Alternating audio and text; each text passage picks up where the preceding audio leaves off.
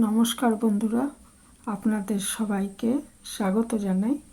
আমি আজকে সুজি দিয়ে একটা রেসিপি নিয়ে চলে এসেছি।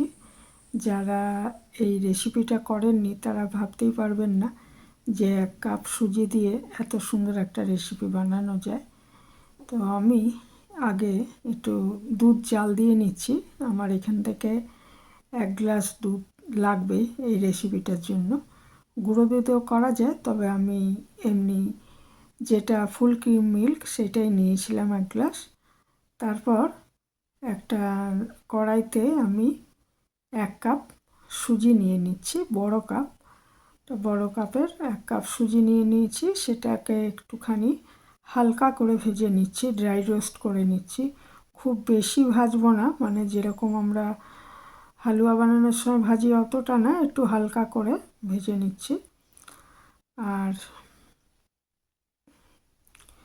কাঁচা গন্ধটা একটু চলে গেলে, এটা কাঁচাও আপনি মাখতে পারবেন, দুধের মধ্যে কাঁচা সুজিটা দিয়েও মেখে নেওয়া যায়। তবে আমি একটু হালকা ভেজে তার মধ্যে হালকা মানে শুকনো খোলাই ভেজেছি, কোনো কিছু দিইনি।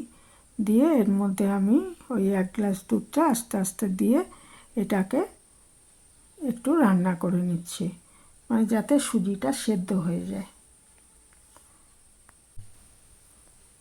আর এটার জন্য আমার চিনি লাগবে। যে কাপে আমি 1 কাপ সুজি দিয়েছি সেই কাপের হাফ কাপে, যে 1 গ্লাস দুধ আমি নিয়ে নিয়েছি।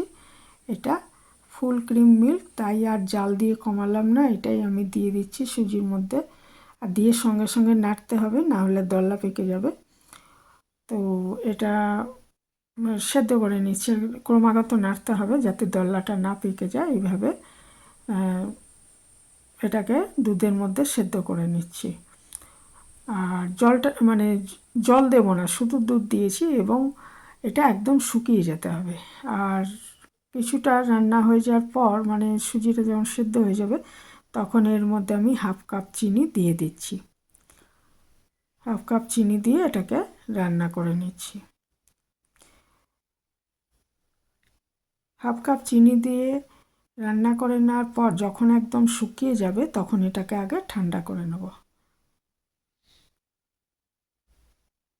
এটা দেখুন সেদ্ধ হয়ে গেছে সুজিটা।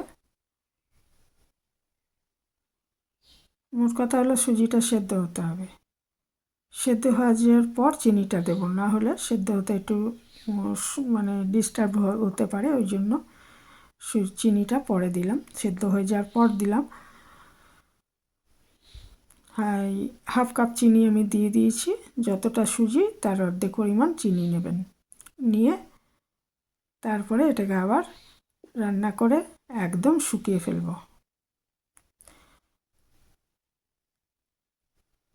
একদম শুকিয়ে ফেলার পর একটা পাত্রে নিয়ে এটাকে একটু ঠান্ডা করে নিতে হবে সামান্য।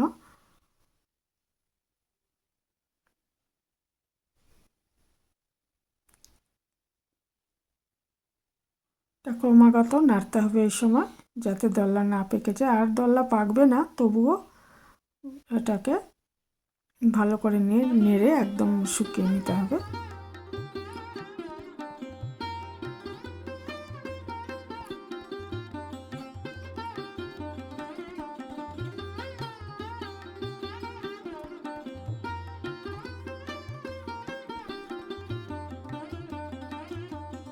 চিনিটা দেওয়ার ফলে একটু জল ছেড়ে যায়, কাজেই আর একটু ওই জন্য নেড়ে শুকাতে হবে।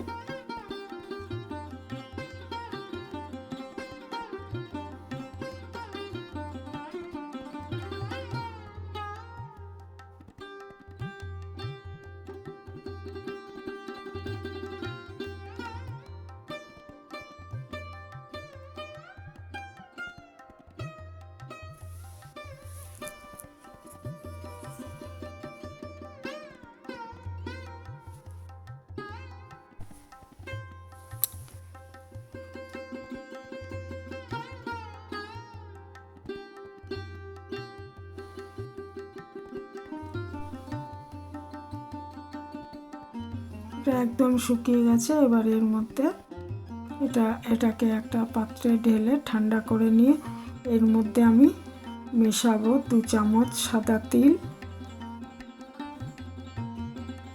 আর একটু এলাচ গুঁড়ো দিয়ে দেবেন, তাহলে খুব সুন্দর গন্ধ আসবে। যে আমি একটা পাত্রে নিয়ে নিয়েছি, এলাচ গুঁড়ো দিয়ে দিচ্ছি এর মধ্যে, আর 2 চামচ সাদা তিল দিয়ে দেবেন।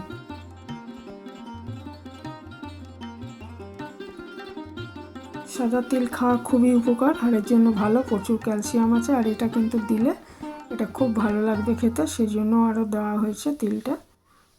তো 2 চামচ সাদা তেল আমি দিয়ে দিলাম, আর 1 চামচ মতো, ছোটো 1 চামচ এলাচ গুঁড়ো দিয়ে দিচ্ছি। দিয়ে এটা খুব ভালো মতো মেখে নিচ্ছি। ঠান্ডা হয়েই গেছে, ভালো মতো মেখে নিচ্ছি। আর এর মধ্যে আরেকটা জিনিস দিতে হবে, সেটা হচ্ছে 2 থেকে 3 চামচ ময়দা অথবা আটা দিয়ে দেবেন। দিয়ে এটা ভালো মতো মেখে নেবেন, যেভাবে আমরা আটা মাখি। মেখে যে আটা দিয়ে দিয়েছি আমি, দিয়ে মেখে 2 চামচ আটা দিয়ে এটা মেখে, তারপরে ওই রুটির যেমন আমরা বানিয়ে নিই গোলা, সেরকম বানিয়ে নেব। এটা মানে হাতে লেগে যাওয়ার চলবে না, সেইভাবে দেবেন আটাটা আর কি। দেখুন আমার হাতে লেগে যাচ্ছে না, তাই না? এটা মানে আটাটা সেইভাবে দিয়েছি। এটা আমি এরকম গোলা করে নিয়েছি, একটু বড় করে করেছি। তারপরে এই প্যারা যেভাবে আমরা মানে থাকে আর কি শেপটা, ওই শেপে আমি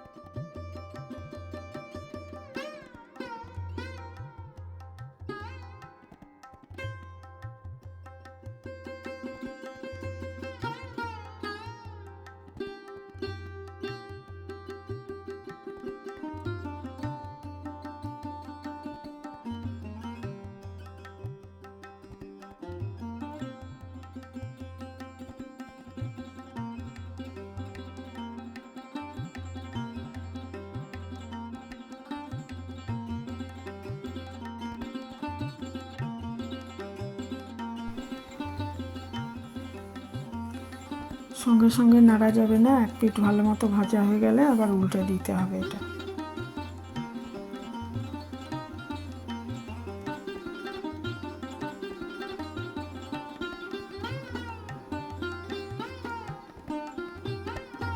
একটু তেল ওপরে দিয়ে দিচ্ছি, তাহলে ভালো মতো ভাজা হবে। আঁচটা মিডিয়ামে রেখে এটা 2 পিঠ খুব ভালো মতো ভেজে নিতে হবে, তাহলে এটা রেডি হয়ে যাবে।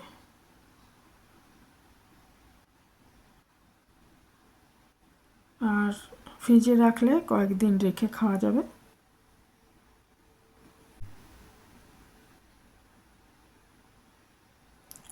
এই ছিল আমার আজকের রেসিপি। 2 পিঠ খুব ভালো মতো ভেজে নিতে হবে।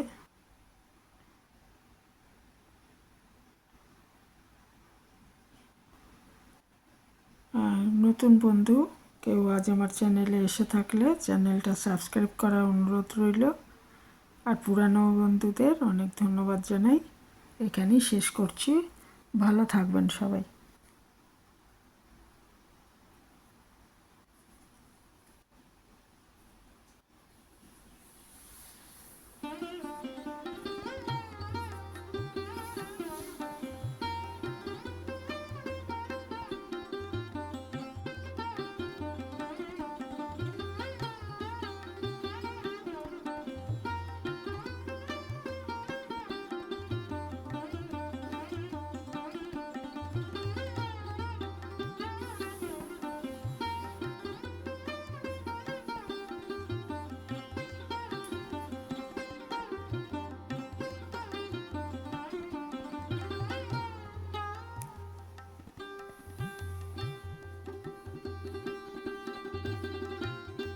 এক খেপ ভাজা হয়ে গেছে, এইভাবে সবগুলো ভেজে নিলাম।